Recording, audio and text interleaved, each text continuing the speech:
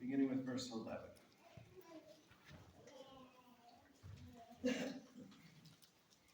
For the Lord spoke thus to me with his strong hand upon me, and warned me not to walk in the way of this people, saying, do not call conspiracy all that this people calls conspiracy, and do not fear what they fear, nor be in dread. For the Lord of hosts, him you shall honor as holy. Let him be your fear, and let him be your dread. And he will become a sanctuary, and a stone of offense, and a rock of stumbling to both houses of Israel, a trap and a snare to the inhabitants of Jerusalem. And many shall stumble on it. They shall fall and be broken. They shall be snared and taken. Bind up the testimony. Seal the teaching among my disciples. I will wait for the Lord, who is hiding his face from the house of Jacob, and I will hope in him. Behold, I and the children whom the Lord has given me are signs and portents in Israel from the Lord of hosts, who dwells on Mount Zion. And when they say to you, inquire of the mediums and of the necromancers who chirp and mutter, should not a people inquire of their God? Should they inquire of the dead on behalf of the living? To the teaching and to the testimony, if they will not speak according to this word, it is because they have no dawn. They will pass through the land greatly distressed and hungry. And when they are hungry, they will be enraged and will speak contemptuously against their king and their God and turn their faces upward. And they shall look to the earth, but behold, distress and darkness, the gloom and anguish, and they will be thrust into thick darkness. But there will be no gloom for her who has been in anguish. In the former time he brought into contempt the land of Zebulun and the land of Naphtali. But in the latter time he has made glorious the way of the sea, the land beyond Jordan, Galilee of the nations. The people who walked in darkness have seen a great light. And those who dwelt in a land of deep darkness, on them has light shined. You have multiplied the nation. You have increased its joy. They rejoice before you, as with joy at the harvest, as they are glad when they divide the spoil. For the yoke of his burden and the staff of his shoulder, the rod of his oppressor, you have broken, as on the day of Midian. For every boot of the tramping warrior in battle tumult, and every garment rolled in blood will be burned as fuel for the fire. For to us a child is born, to us a son is given, and the government shall be upon his shoulder, and his name shall be called Wonderful, Counselor, Mighty God, Everlasting Father, Prince of Peace. Of the increase of his government and of peace there will be no end, on the throne of David and over his kingdom, to establish it and to uphold it with justice and with righteousness from this time forth and forevermore. The zeal of the Lord of hosts will do this. Please join with me, if you will, in prayer. Holy and gracious Father, we ask your blessing upon us in this hour. Build us up in your truth. Should any untruth pass from my lips, may it quickly fade from all of our ears. We ask and pray this all in Jesus' name and for his sake. Amen. Today, just in case you didn't know, and I'm sure you do, but today is New Year's Eve. That means that we have made it through another year. But perhaps more importantly, for some of you, that means we have made it through another Christmas. Now, I most sincerely hope that all of you had the very happiest and merriest of Christmases. But at the same time, I also know that that may not have been the case for all of you. Yes, we all want our Christmas days to be merry and bright, but very often, Christmas highlights and can even magnify the struggles and darkness in our lives. Now, I think you will all agree with me that the appeal of Christmas is the ideal of Christmas. When it comes to Christmas, the appeal is the ideal.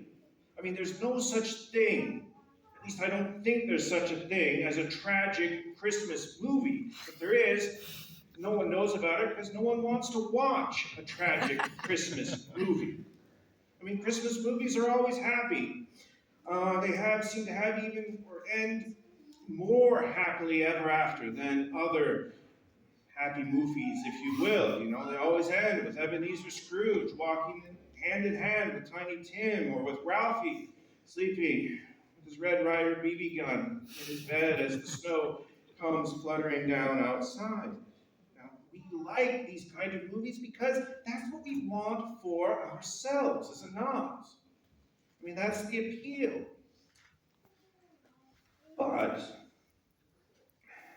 But at the same time, the ideal of Christmas can also be the reason many people don't like Christmas. In one of our family's favorite movies, it actually has an happy ending, but there's a scene in it where two men are decorating a room, and one man says to the other, "You know, I find all this Christmas decorating peculiarly depressing." The other man turns to him and says, "You know, I hate it. Yes, I liked it as a child, but it is, as you said, depressing." My friends, many people don't like Christmas precisely because it falls, or at least their Christmases, fall short of the ideal that we see on the cards and that we see in the movies. Perhaps even some of you have experienced that this week. Perhaps someone canceled or at least changed their plans on you after you put a tremendous amount of work and preparation into something that you had invited them to. Or perhaps you put a great deal of thought and effort into getting someone that perfect gift, and they didn't respond the way you thought they were, or worse yet, they returned that gift the very next day. Very often, we come out of the Christmas season thinking to ourselves, why did I even try? Why did I put forth the effort that I did? Now, what I'm about to say may sound strange to you. In fact, I'm sure it probably will sound at least a little strange to you. But these experiences that we sometimes have at Christmas, the experiences of disappointment and the experiences of frustration, are exactly why we need Christmas in the first place. These experiences are exactly why we need Christmases. The fact is, we need an ideal. We need an ideal. There's nothing wrong with the ideal. The ideal that we have at Christmas is very, very good. But we need this ideal because where we fall short of the ideal shows us where we need Jesus. It shows us the places where we need Jesus in our lives, and that's because Jesus is the one who ultimately makes the ideal, or is in the process of making the ideal, a reality. No, Jesus is the one who bridges the gap between reality and the ideal. And few things help us see that gap.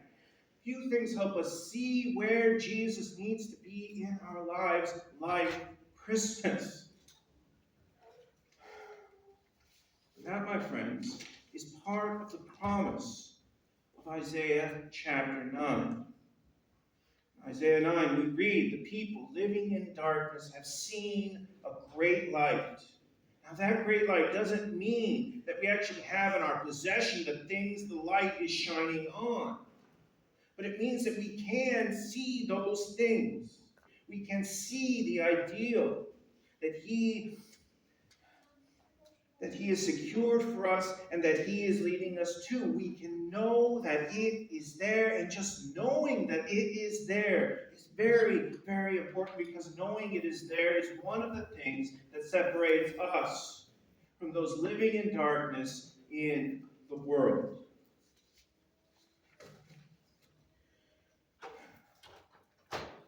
Now, when we look at this morning's text, when we look at this passage dealing with life, or rather with light, it's interesting to note that it actually talks quite a bit about the darkness. In fact, the passage that we just read mentions darkness 6 times, which is actually twice as much as it talks about the light. The darkness in this passage is actually a very, very broad term. I mean, that's important to understanding what Isaiah is talking about. The darkness is an exceedingly broad term. You might even say it is an all-encompassing term. It refers to just about every bad thing that you can think about. And you can see that just by the way it's talked about in chapter 9, verse 2. In verse 2 we read, the people who walked in darkness. Now the darkness right there refers to ignorance, or perhaps even better, it refers to the idea of confusion, if you will. I mean, this is the same word that's used in Genesis chapter 1, with the darkness being over the land. You know, it's the kind of darkness that you would experience in a room without any light whatsoever. I think most of us have probably been in that position at least some point in our lives. It's not a very enjoyable experience. You stumble around, you go very slowly, you walk very gingerly, you're afraid you're going to smash your shin across a chair or something like that. And if you just so happen to hear a noise in that complete and total darkness that you were not expecting to hear, that could be a terribly disconcerting experience. I mean, the fact is, we as a people hate confusion. We absolutely despise it.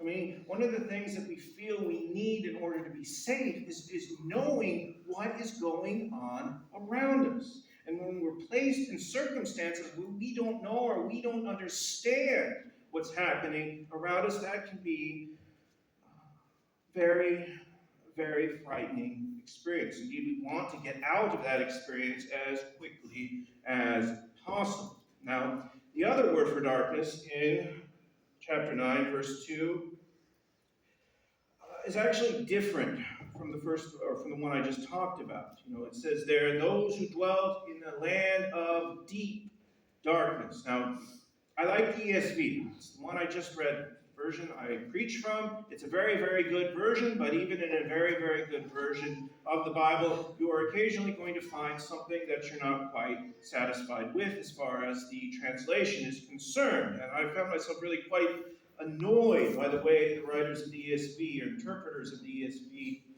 interpreted this particular verse. And that's because that term, deep darkness, it gives just the impression that it's a repetition of what you read at the beginning of the verse, the people who walked in darkness. An actual, much better translation, more literal translation, is shadow of death. Yes, just in case you're wondering, that is the exact same word that is used in the 23rd Psalm. Yea, though I walk through the valley of the shadow of death. The same idea is being spoken of here in Isaiah chapter 9, verse 2. Now this darkness, shadow of death, if you will, is different from the darkness at the beginning of the darkness used at the beginning of the verse. Whereas that conveyed an idea of confusion, this conveys, the shadow of death conveys the idea of danger. It conveys the idea of potential physical harm, even the potential of death. So you see, my friends, when you put these two words, these two forms of darkness together, you get a very broad definition, a very broad darkness that's being spoken of in this passage. In fact, when you put these two words together, you're basically talking about everything bad and everything bad that can happen to you and everything that you are potentially afraid of. Now, when we, even as Christians, commonly think about darkness, we very often think that it means the absence of God. I mean, that's very often why we're afraid of the things, or at least disturbed by the things we read about or see on the news. We often see about things happening, say, in Israel right now, and we rethink to ourselves, where is God in all of that? I mean, there's a pervasive view in this world that man has somehow broken free of the restraints of Christianity, is now doing whatever he wants, whenever he wants. You sometimes hear the phrase thrown out, we live in a post-Christian age. I mean, that's certainly what the world believes, and they're very gleeful in those beliefs. Sadly, far too many people in the church believe that as well, that we live in a post-Christian age. What we forget is that we don't take our cues from the world. We don't let the world tell us what age we're living in. We take our cues from the Word of God. And what does the Word of God tell us about the age that we are living in? Well, look back at chapter 8, verse 15. And many shall stumble on it, they shall fall and be broken, they shall be snared and taken. People stumbling around, people falling, people being caught in traps. That's what we read about, and I think if you look at the news or other things, it doesn't seem out of place. It seems in some time, at least at some times, as an apt description of what's going on in the world. But ask yourself, what exactly are they stumbling over? Well, the answer to that is just one verse prior, chapter 8, verse 14.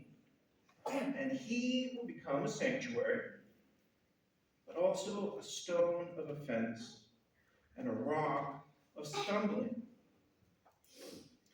In other words, people stumbling around the world around us are not stumbling over the darkness itself. I mean, you can't actually stumble over darkness. Darkness doesn't have any substance. Darkness is merely the absence of light. No, when we talk about people stumbling around in the dark, the thing they're stumbling over is God. The thing that's tripping them, the thing that is causing them to come crashing down is God himself. In other words, my friends, the darkness is not a sign of God's absence. It is not a sign of God's absence. God is in the darkness every bit as much as he is in the light. And so when we ask, why does it seem that the world has gone mad? The only legitimate answer to that question is God. And when we wonder why do so many people in this world seem intent on destroying themselves, again, the only answer to that question is God. Well, my friends, put it another way. We live in a world full of people who want to reject God. And God has given many, not all, but God has given many of those people exactly what they want. He's given many of them a life without him. And friends, the fact is, God will often give darkness to those who want it. If you truly want darkness in your life, don't be surprised if God removes every single solitary little bit of his life. Indeed, I think one of the most extreme examples of this removal of light can be seen in the homosexual slash transgender movement today. I mean, there are many people in this world who would say that transgenderism is a sign of man's ability to play God. I mean, there are many people who say that we can now undo God's works of creation if we want want to, and blatantly undo gender. Let me reassure you, my friends, this morning, that that is nothing of the sort. The fact is, transgenderism isn't an example of man's progress or man's ability to rise to the level of God. It is simply just another case of God turning out the lights on certain individuals. And those individuals now crashing around in the darkness, slowly destroying themselves with the thing they thought they wanted. Too often, we as Christians act like there are fires raging all around us, and that God is somehow running around trying to put them out, or even worse, that we have to go around trying to stamp them out as best we can. And again, that is not how it is. I mean, if there are fires raging, and I mean spiritual fires, if there are spiritual fires raging in the world, then God's the one who started them. And if he started them, we can be sure that they are under his control and that they are not going to hurt anything or anybody he doesn't want them to hurt, including, most of all, us. I mean, yes, there are destructive forces at work in this world, but he always controls the damage that they are going to do. And that knowledge, my friend, that knowledge that our God is in control, that our God is in absolute control in his Son, Jesus Christ, is part of the great light spoken of here in Isaiah chapter 9. Indeed, that knowledge is part of what we celebrated, or at least part of what we should have been celebrating last Monday. Told later on in the chapter that the government shall be upon his shoulders. That means that he, Jesus Christ, the Messiah, government on his shoulders, that means that he is the one who is running everything. Not our government, not the Chinese government, not the not-for-profits, not the giant hedge funds. He is the one who is in complete and absolute control, even when it looks like he isn't. We often think he isn't, but the Word tells us that he is, and the Word is what we must trust, not our own perceptions. I mean, look for just a moment at the four names given to the Messiah. Given to the Messiah in verse 6.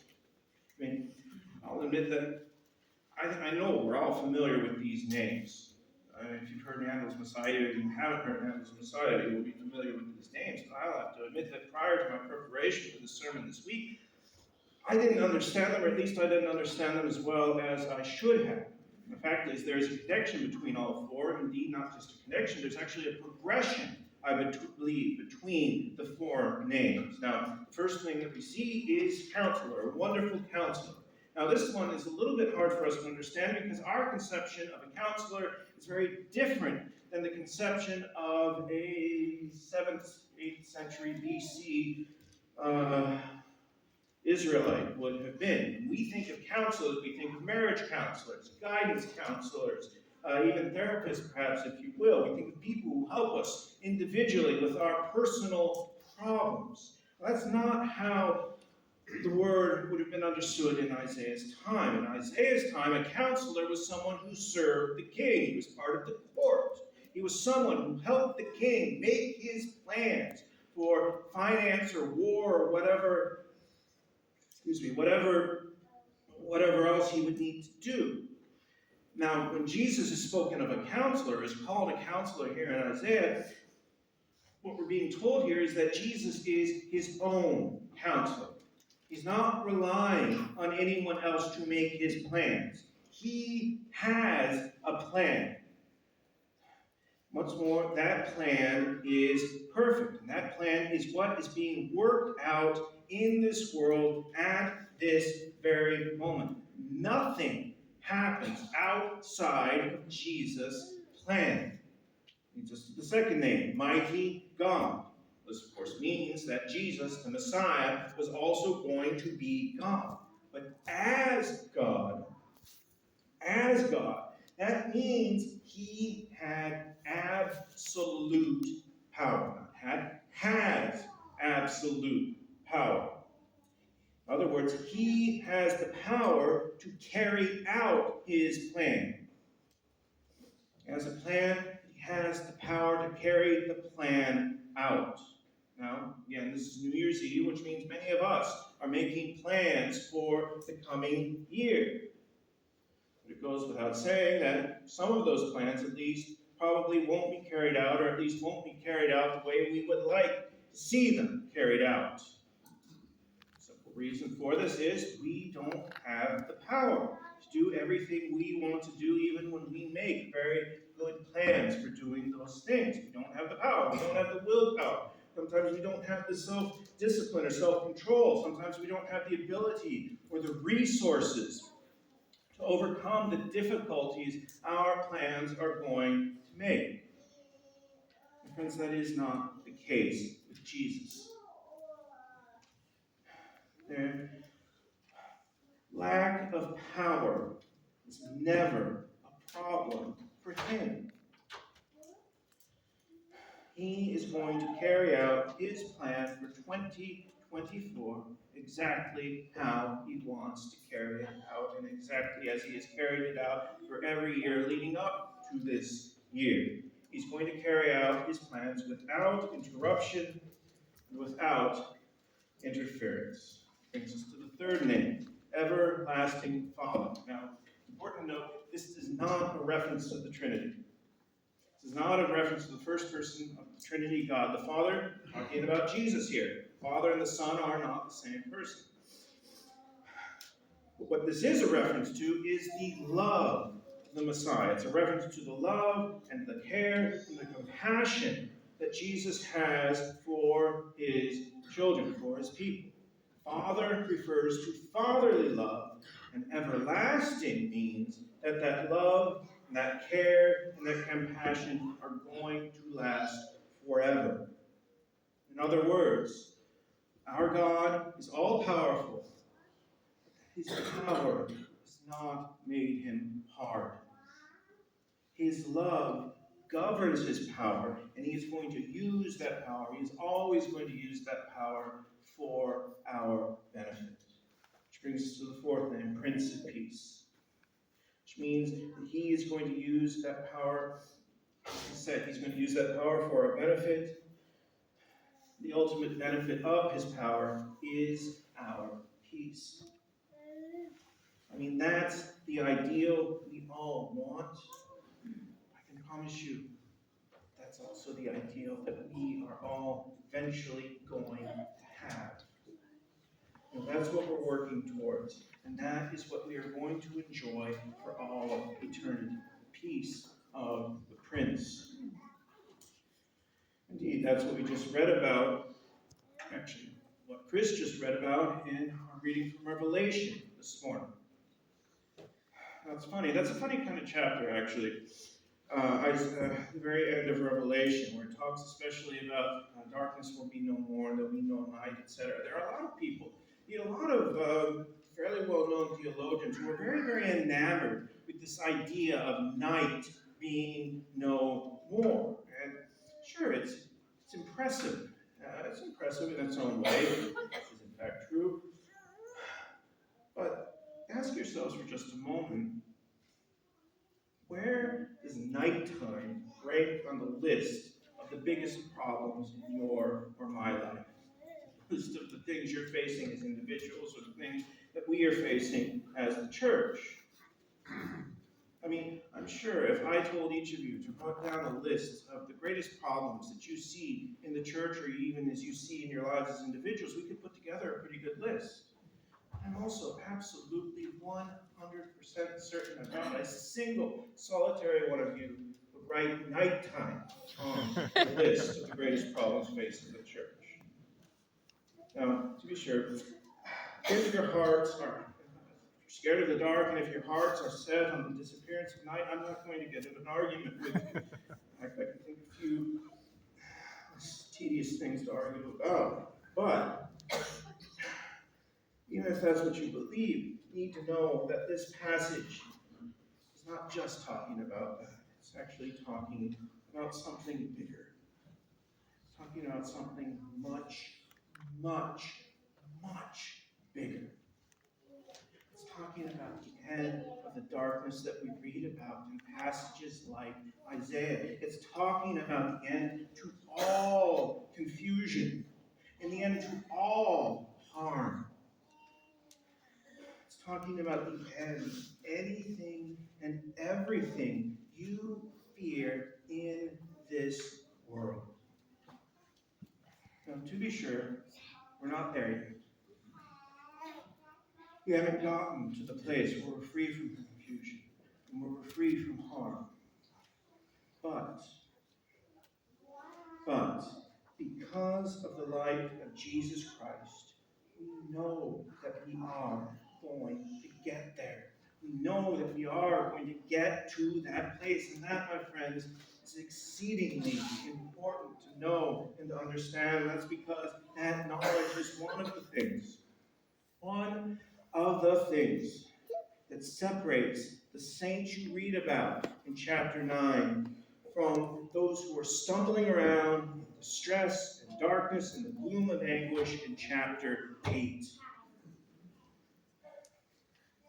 I mean, consider for just a moment how different it is facing darkness as a Christian versus facing it as a non-Christian. I mean, to be sure, the Bible doesn't lie to us about our experiences as Christians. I mean, the Bible tells us that sometimes things will be hard. Sometimes we will have to face difficult circumstances. I mean, in chapter 9, verse 1, the word anguish is used to describe the experience of the saved, just as it describes the experience of the unsaved. I mean, Christians will experience pain, grief, loss, and a whole host of other forms of anguish. But